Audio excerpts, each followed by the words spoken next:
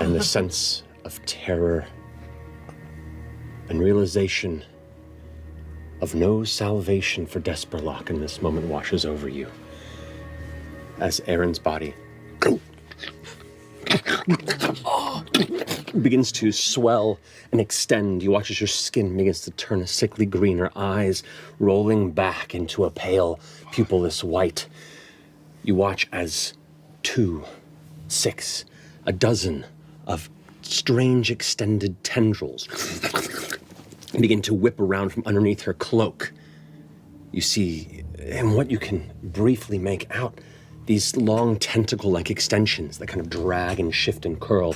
Where there would be suction cups, instead there are rows and rows of small fingers that move. Oh my God! What? Cool. And as she looks at you, her mouth opens. As dozens of red, slick tethers I'm out. No! I think that This one is supposed to be. that looks so cool. That's not Eryn. Look at the little girl. You guys, I don't think Erin's in the room with us anymore. I think we can pull her back.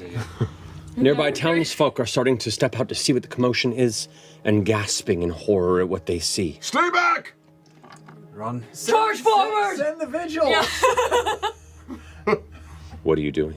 I'm gonna rally everybody. Oh. I'm gonna give everybody a rally die. You get a D. Skapow! Oh my God. Incredible. So many. Wow. 27, 28, 29 to hit with hope. That hits. Wow. Yeah.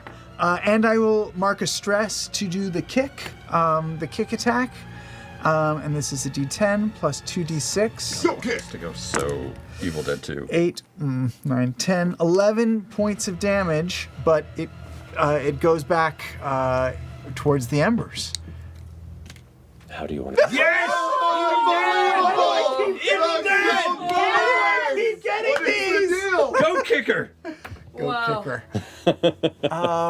I spot some embers that while the flame is out, there's one ember that's sort of sticking out from the fire that's on a sharp stick, and I'm gonna aim and kick it right towards that and hope it finds. You kick it, it kind of like arcs in the air. And I'm watching with my square eyes. It impales on it. And the tentacles wrap around it and kind of burn as it kind of holds onto that embered spike, and it starts to pull itself free. And it draws itself off of that jagged, pointed spike as it lands. It turns back at you, but it's just gushing its internal viscera. It brings the tentacles back to swing one at you, and it whips, but the strength has left it as it crumples to its knee. And then falls to the ground. The tentacle that stands up dissolves. And the limb wreath dissipates until it's now just the currently unmoving, no longer human, but no longer alive form of Eryn.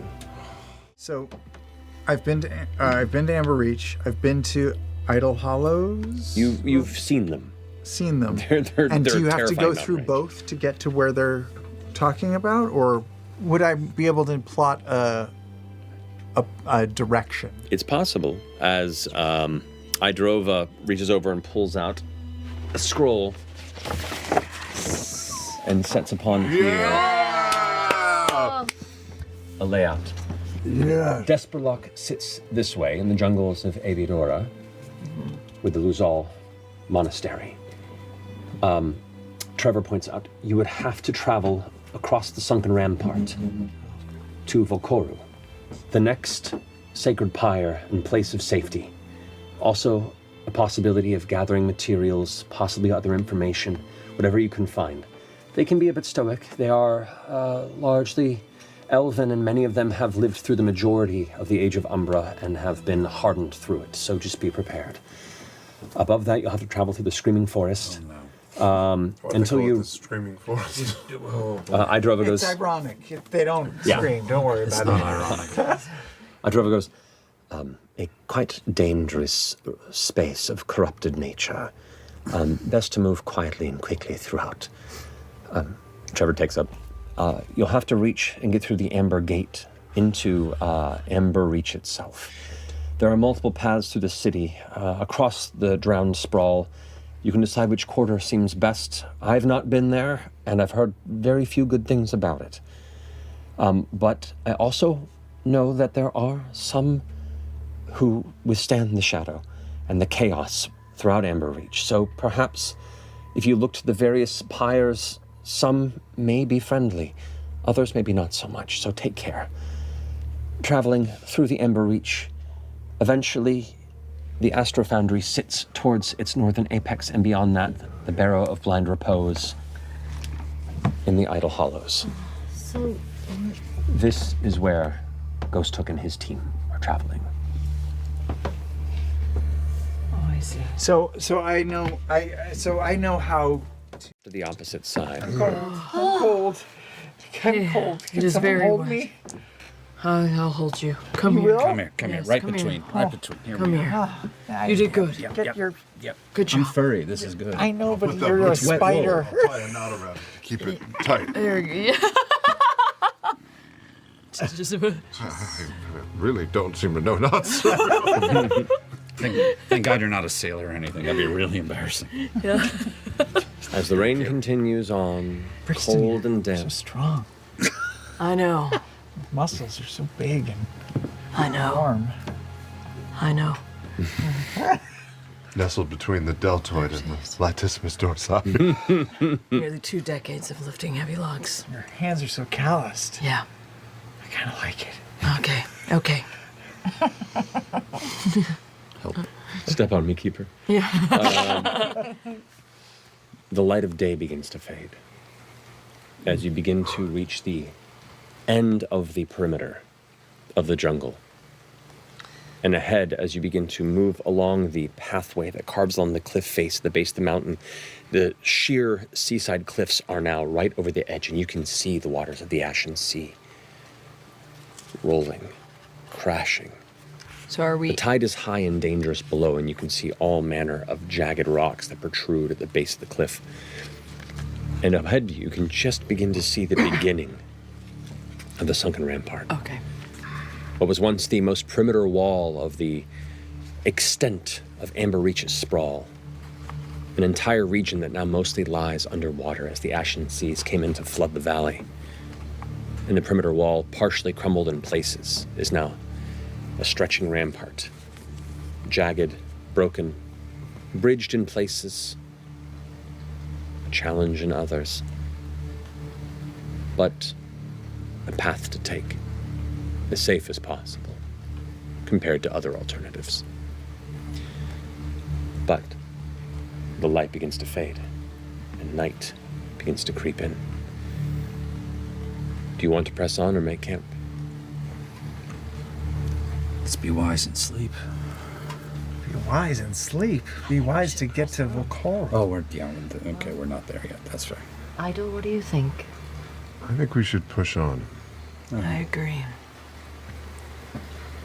Do we need at least a short rest, or are we good to keep moving? Okay. Keep going. Okay, as well. Yeah, I can. We I have could light? hold you, August, if you would like to rest a bit. Oh, no, I'll be all right. Okay. Okay. I can conjure a bit of light. Okay. You go ahead and spark a little bit of light. Can I give you just enough glow to give you a little bit to see by, possibly other things to see you by, but for something for you to see by. I got dark. The mud and slick path ahead gives each footstep a heavy as it is just dirt and mud at this point. The occasional broken pieces of rock and shale that have broken free and slid down the steep decline of the mountains down to this pace. And you do see some sections where like mild slides have come through and then been cleared and then come through again. The slow erosion of the mountains mimicking the slow death of the domain. You can no longer see the ramparts here in the darkness of night until you are close enough to just barely have your light frame it. But you do see in the far distance the little spark of flame that you know to be Okoru's sacred pyre. And with enough of a glance, you can see the distant speck, like a burning star on the horizon of another pyre, and possibly far away. Could be Okros, could be something else. As you come around the mountain range, you have a view of the valley from the southern side that begins to open up, which lets you know that you're pretty close to where the ramparts begin, in which case you are just traversing the top of these walls with crashing ocean below.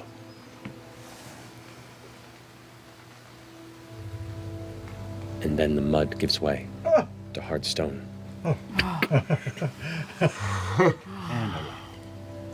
And you've begun your trek of the sunken ramparts. A breath, a second breath, a glance at each other. You continue to move forward. The sound of crashing waves below.